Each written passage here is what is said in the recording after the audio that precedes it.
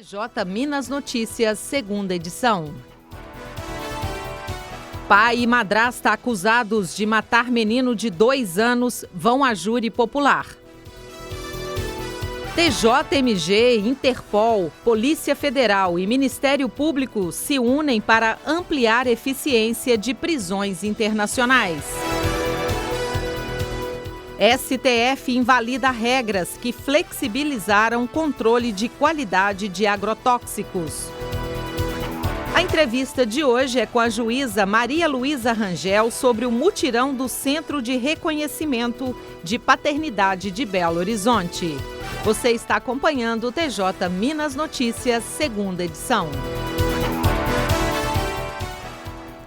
Pai e madrasta acusados de matar menino de 2 anos vão a júri popular. O repórter Marcelo Gomes de Almeida tem as informações. O juiz sumariante do primeiro Tribunal do Júri de Belo Horizonte, Joaquim Moraes Júnior, pronunciou o pai e a madrasta de um menino de 2 anos que morreu em janeiro deste ano, vítima de agressões. O magistrado aceitou as acusações do Ministério Público e o casal será julgado por um júri popular pela prática de homicídio qualificado por motivo torpe, meio cruel, com recurso que dificultou a defesa da vítima e crime cometido contra menor de 14 anos de idade. Ainda não foi marcada a data do julgamento e os dois vão aguardar presos a realização do júri popular, já que o juiz manteve a prisão preventiva do casal.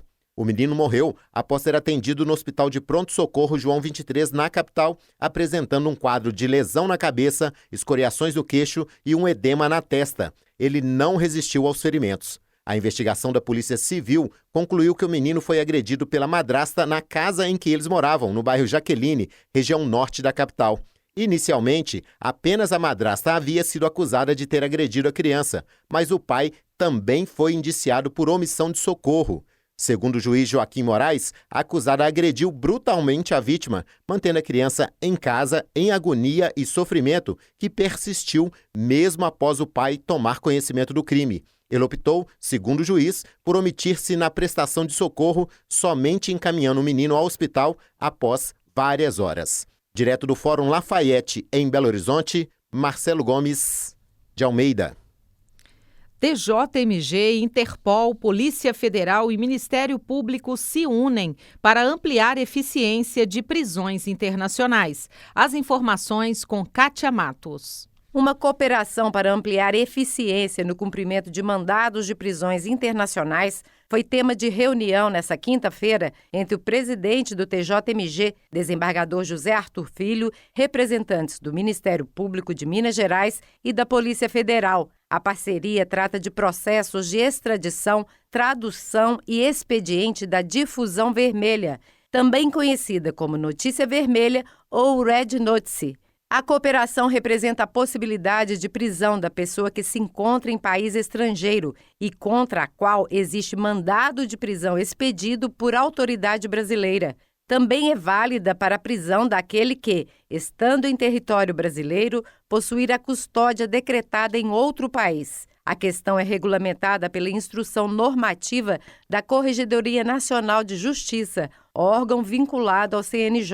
A notícia vermelha, cujo caráter é de um mandado de captura internacional, uma vez emitida pela Interpol, possibilita a divulgação entre os Estados-membros da existência de mandados de prisão pendentes de cumprimento, culminando com a detenção e extradição do procurado. No Brasil, deve ser solicitada pelo promotor de justiça ao Poder Judiciário, que vai encaminhar o pedido à Superintendência da Polícia Federal, que repassará a solicitação à Interpol. Os participantes da reunião disseram que a cooperação entre as instituições é essencial para o bom andamento dos trabalhos.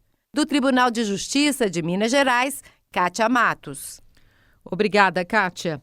A Diretoria Executiva de Administração de Recursos Humanos do TJMG vai substituir as anotações manuais em fichas de papel referentes à saúde de magistrados e servidores por prontuários de saúde eletrônicos.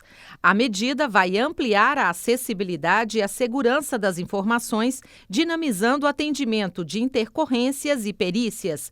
O superintendente de saúde, desembargador Alexandre Quintino Santiago, avalia que essa modernização vai permitir a recuperação ágil das informações e o acompanhamento da saúde de magistrados e servidores, bem como produzindo dados que podem ser úteis para a identificação de preocupações envolvidas ao trabalho no Poder Judiciário e as possíveis soluções. Além disso, com a informatização, haverá um registro digital que futuramente tem potencial para pesquisas científicas.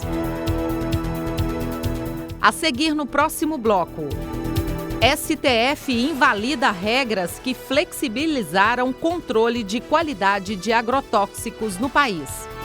E ainda, acompanhe uma entrevista com a juíza Maria Luísa Rangel sobre o mutirão de reconhecimento de paternidade de Belo Horizonte. São 6h08. Nós voltamos daqui a pouco com mais informações. Aguarde. STF invalida regras que flexibilizaram controle de qualidade de agrotóxicos. As informações com Renê Almeida. Boa noite, Renê. Boa noite, Sandra. O Supremo Tribunal Federal derrubou trechos de um decreto de 2021 que trata da produção, pesquisa e registro de agrotóxicos no Brasil. Entre as regras consideradas inconstitucionais estão as que flexibilizam o controle de qualidade de pesticidas e o aproveitamento de alimentos descartados. Um dos dispositivos invalidados atribuía unicamente ao Ministério da Saúde a fixação do limite máximo de resíduos de agrotóxicos e o intervalo de segurança de aplicação do produto. Antes, essa competência também era dos Ministérios da Agricultura e do Meio Ambiente. Para a relatora ministra Carmen Lúcia, a revogação da atribuição compartilhada caracteriza nítido retrocesso socioambiental. Da agência Rádio Web, Renê Almeida. Está aberto o prazo para submissão de artigos científicos para publicação no número 5 da Revista de Precedentes Qualificados do Tribunal de Justiça do Estado de Minas Gerais. Podem encaminhar os trabalhos magistrados, servidores, estudantes, colaboradores da Justiça e público externo. Os artigos devem ter como temática central as ações coletivas como estratégia de tratamento de litigiosidade e a interface com os precedentes qualificados. A revista é uma publicação eletrônica anual que compila os julgamentos de recursos repetitivos no âmbito do TJMG. Os interessados devem enviar os artigos até o dia 7 de agosto. Mais detalhes no portal TJMG. Acompanhe agora uma entrevista com a juíza Maria Luísa Rangel sobre o mutirão do Centro de Reconhecimento de Paternidade de Belo Horizonte. Eu, Flávia Carneiro, converso agora aqui no estúdio da Rádio TJ Minas com a juíza Maria Luísa Rangel Pires, coordenadora do Centro de Reconhecimento de Paternidade de Belo Horizonte e titular da Vara de Registros Públicos da capital. Bem-vinda, doutora Maria Luísa. Obrigada, Flávia. Conta pra gente como é que vai ser aí esse mutirão que o CRP está organizando no dia 18 de agosto. A 6ª edição do mutirão presencial, a gente fez um também por videoconferência na época da pandemia, né? Mas essa é a 6ª edição do nosso mutirão, sempre um propósito de buscar divulgar esse trabalho, né? E que a população possa se beneficiar por ele, né? Tem muita criança aí, muitas pessoas ainda que podem, né, ter necessidade desse reconhecimento, que tem essa lacuna aí no seu registro e que não conhecem esse serviço, acham às vezes que, né, precisam de um caminho difícil para percorrer, para chegar nisso, e aí a nossa intenção é essa, indo, né, até onde a população está, permitir que eles conheçam esse serviço e possam se beneficiar dele. Como que o cidadão faz para participar do mutirão? As inscrições estão abertas, né, até o dia 10 de agosto, no portal do tribunal mesmo. A pessoa entra lá, é muito simples, é só fazer o cadastro, porque aí a partir do momento que a pessoa faz o cadastro, o pessoal do CRP faz o contato com as pessoas Primeiro para checar se está dentro do perfil do mutirão, né? Porque alguns casos a gente não atende no mutirão. Por exemplo, pai falecido. Às vezes as pessoas fazem inscrição no mutirão e elas já têm pai, elas querem trocar. O pai que está no meu registro não é o meu pai. Isso não é caso nem para o CRP, né? Muito menos para o mutirão. Então é feito um filtro, né, da situação para ver se realmente é caso para o mutirão. E aí sim, confirmação da inscrição. Algumas pessoas que podem ter dificuldade de inscrição pelo portal, ou né, que às vezes não têm acesso, também podem fazer, né, pessoalmente na sede do CRP, na Afonso Pena 2300, no andar. Quais tipos de serviço que serão oferecidos no dia 18 de agosto?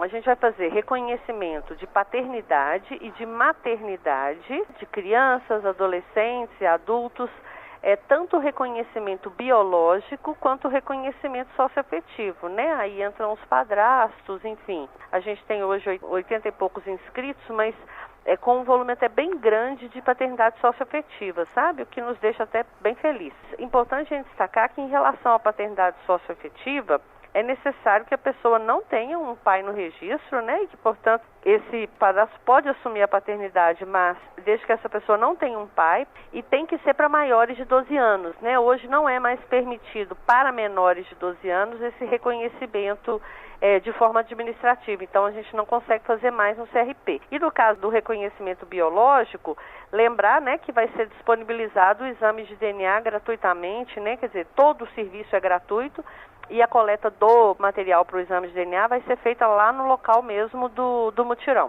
Essa ação do CRP tem um alcance social muito grande porque modifica o futuro, a vida das famílias. Fala pra gente, para os nossos ouvintes, a importância da Justiça estar oferecendo esse tipo de serviço que transforma mesmo a vida das famílias. Nada do que eu disser se compara a participar de um mutirão, sabe? Estar lá no mutirão e no dia a dia do trabalho do CRP é que mostra isso, né? O sorriso no rosto de cada pessoa que tem sua paternidade definida, a alegria de muitos pais de terem a confirmação dessa paternidade, muda a vida das famílias. Quando a gente está falando de paternidade socioafetiva, por exemplo, muitas vezes o que aconteceu é que a mãe, por exemplo, dessa pessoa se casou, por exemplo, quando essa menina era uma criança. O pai não sabe nem quem é, ou se sabe, nunca ligou para ele. A figura do pai que ele tem é o padrasto dele, e às vezes ele já tem até outros irmãos que esse casal teve, né, no curso dessa relação, e todos têm o sobrenome do pai, né, todos têm essa relação e ele não tem. Essa pessoa é como se ela não se sentisse pertencente a essa família, sabe? A partir do momento que ela estabelece no papel essa relação de paternidade, ela coloca o nome do pai no sobrenome dela, embora ela trate de pai, tudo seja assim, não está ali regularizado, sabe? Então fica aquele espaço. Na hora que você efetiva esse direito para essa pessoa, é impressionante a diferença que isso faz. Fica aqui meu agradecimento, já meu convite para a senhora voltar aqui depois do mutirão para conversar com a gente, e a gente vai acompanhar também essa ação do CRP. Fica o meu convite, né, para vocês participarem lá do mutirão, gravarem com as partes lá, para que isso que a gente às vezes fala em palavras, né, a gente não consegue muitas vezes traduzir, possa o ouvinte, né, entender através da palavra das próprias pessoas mesmo. Obrigada, doutora. Até a próxima. Até. Obrigada. 6h16. O TJ Minas Notícias, segunda edição, fica por aqui. Você pode acompanhar também o TJ Minas Notícias no YouTube na íntegra e com imagem direto aqui do nosso estúdio da Rádio TJ Minas. Acesse tjmg.jus.br. No final da página, há links de acesso à TV TJ Minas e à Rádio TJ Minas. E continue acompanhando a programação da Rádio TJ Minas. Uma excelente noite para você, para sua família, ótimo fim de semana. Até segunda-feira. Tchau.